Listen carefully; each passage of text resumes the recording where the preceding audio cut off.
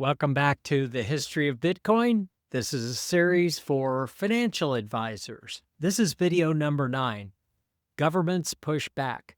In our last video, we saw how Bitcoin weathered its biggest internal test, the block size wars. They came back even stronger. They invented a way to solve that problem, but while maintaining Bitcoin's core principles, especially the maximum quantity of Bitcoin that will ever exist, 21 million. That is the superpower of Bitcoin. Bitcoin continues to face attacks and internal bickering. It always will. But this was not the only thing that they had to worry about. Those end up being very easy. The Bitcoin network fends off these attacks effortlessly because of the resilience of the software and the community that oversees it. But the other battle that Bitcoin's been fighting since its inception was from outside the network. Governments and regulators were lining up against it from the very beginning.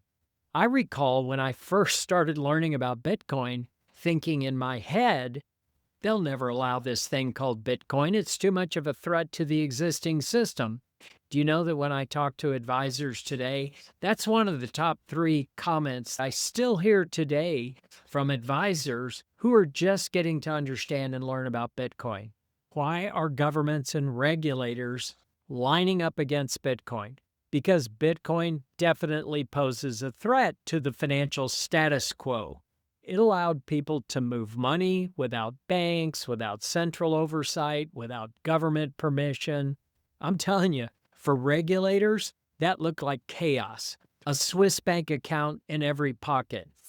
Obama himself talked about people carrying around a Swiss bank account in their pocket. He was referring to Bitcoin, as though there's something wrong with having a bank account in your pocket.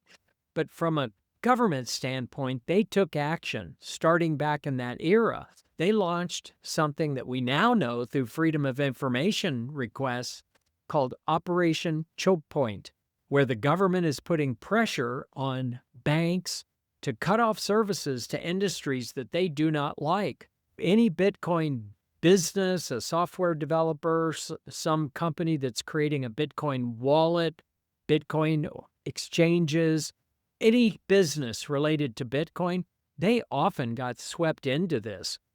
I remember later during the Trump administration, the Secretary of the Treasury at that time, Secretary Steven Mnuchin, echoed the same concerns that Obama had. How do I know this? Because I heard Mnuchin years later say, it's like having a Swiss bank account in your pocket. They were all worked up about this. They launched this Operation Choke Point to attack the industry. The strategy became what many called regulation by enforcement. The industry was not looking for any special privileges. Bitcoin software developers, exchanges, anyone in this industry just wanted a level playing field, and they were going to the regulators, the SEC, the FDIC, all these regulators, and saying, can you please help us by setting clear guidelines so that we know where the lines are and we don't cross them? The SEC and these other regulators regulated by enforcement, meaning you found out they were upset with you when they indicted you or brought you into the agency for regulatory enforcement. Lawsuits piled up.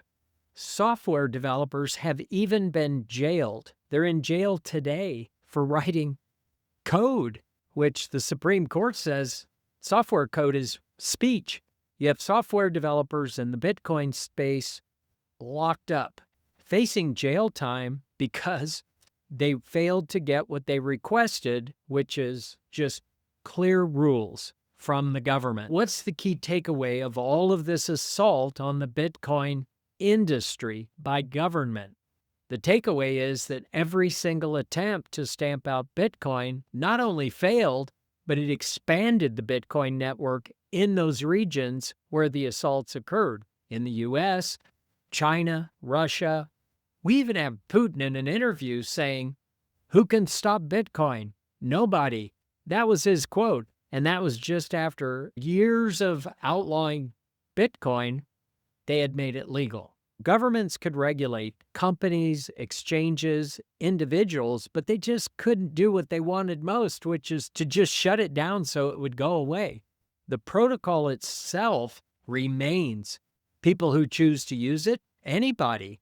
You could be a cab driver in Madrid or a housekeeper in Buenos Aires. Anybody can use this Bitcoin protocol. To the regulators, it was like cockroaches. They kept stamping them out, but they kept popping up other places. So the network kept running, block by block. Every 10 minutes, there was a whole new block of transactions, 1 megabyte in size, just moving along. They couldn't stop it. With each crackdown, Bitcoin's reputation as an uncensorable money grew only stronger. It was like the best advertising campaign for any product in history. The idea that governments were trying hard in some cases to stamp it out, but they couldn't do it. Imagine how this became a very popular way to use money. What's the financial advisor takeaway? I want you to think of this like your clients facing, let's say, an IRS audit, or maybe surprise regulations if they own a business. They may be stressful, but if you've built a sound plan or a sound business on solid ground, you're honest, you're a law-abiding person, keep your nose clean, you can withstand the pressure. That's what Bitcoin ends up being. Bitcoin's design is that solid ground. No regulator, no lawsuit, no government. They just can't turn it off. It's a network that persists and anybody can use it.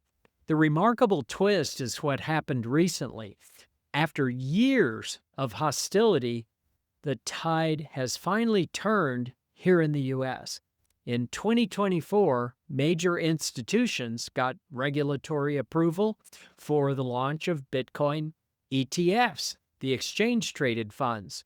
Also, accounting rules shifted, letting corporations hold Bitcoin on their balance sheets a lot more easily. Before, there were penalties for holding Bitcoin from an accounting standpoint, but the industry worked hard to allow the accounting standards to mark Bitcoin on the balance sheet of a corporation, mark it to the market. By early 2025, there was a new administration in Washington, and they reversed course, moving towards clarity in the industry, support for the industry, and moving towards integration instead of suppression. They now want to work together with the industry to make Bitcoin flourish and successful. What's the lesson? Bitcoin proved it could outlast political cycles. For financial advisors, that's a powerful insight. This isn't just a passing fad, it's a protocol, and governments have tried and failed to stop it. Not to mention the fact that, unlike traditional money, Bitcoin has planning potential. There are ways to utilize Bitcoin and program it to unlock at future dates, to change ownership. In our next video, we'll bring the story home with Bitcoin's true resilience and how it has thrived in the wake of global financial crisis, and why its first block carried that message that still echoes today. If you'd like to read the full article that this series is based on, click the link in the description below. I encourage you to do that. I also, as always, encourage you to commit 100 hours of study over the next 12 months. Just break it down however you want. An hour a day, a few hours each weekend. Just get started. Do it so that you're not left flat-footed when clients bring Bitcoin into the conversation, and they will. It's unstoppable. You're going to want to be ready to handle your end of that conversation.